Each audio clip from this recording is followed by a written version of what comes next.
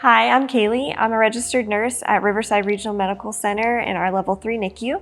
Hi, I'm Sarah. I'm a registered nurse and the clinical nurse educator in the NICU at Riverside. In this video, we're going to meet with a mother and her infant to go over the steps to create a safe sleep environment. So how can I create a safe sleep environment for my baby?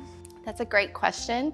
We call it the ABCs of safe sleep. So A, alone, B, on your back to sleep, and C, being placed in a crib or a safe sleep environment that has a firm mattress such as the crib, a bassinet, or a pack and play that's safe for their environment. So we definitely don't want any stuffed animals in the crib, no toys, no loose blankets, including comforters. We definitely want to take these out.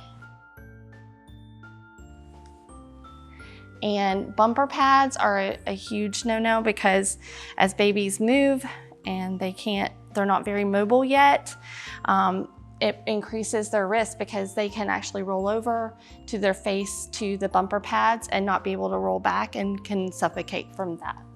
I know one of the other things that the American Academy of Pediatrics recommends is making sure that you stay current on their vaccine schedule, just because that's also shown to decrease your risk of sudden infant death syndrome or sudden unexpected infant death.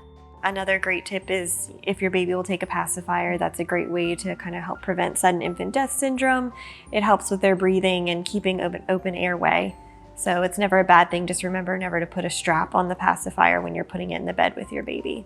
If you have a ceiling fan on, it increases the circulation of the air in the room, kind of reminds them to take breaths if they were ever holding their breath for any reason. So how do I know that the temperature in the room is not too cold or not too hot?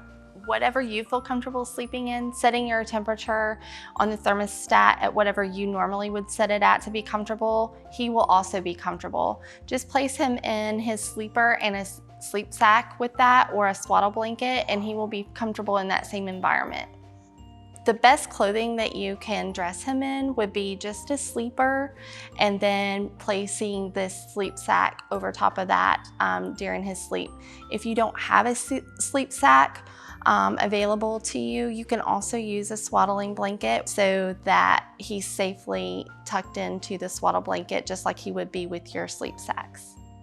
I feel like I see a lot of information about co-sleeping and bed sharing. Is that safe?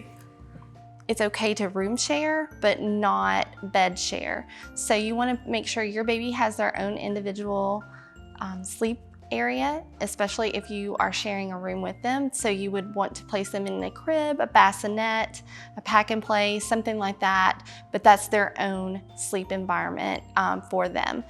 So another important thing that you want to remember when you're discussing safe sleep in a safe sleep environment is making sure that you're not having anyone smoke around your baby. Smoking, vaping, all of those things can get kind of caught in your clothing fibers. And then if you go and hold baby afterwards, then baby can inhale those. And those are all things that could put them at risk for sudden infant death syndrome. Not only is it important for you and anyone in your home to remember safe sleep environment and how to keep your baby safe, but anyone who's going to watch your baby. So if your baby's going to go to a grandparent or if they're going to come over and watch or even a babysitter, you want to make sure that they know all the rules as well. You know, not putting anything extra in the crib, that it's okay for him to have a pacifier, just don't put the strap on it. You want to make sure all of them have those same rules and that they follow them as well, so you're continuing to keep that safe sleep environment and reduce your risk for SIDS for your infant.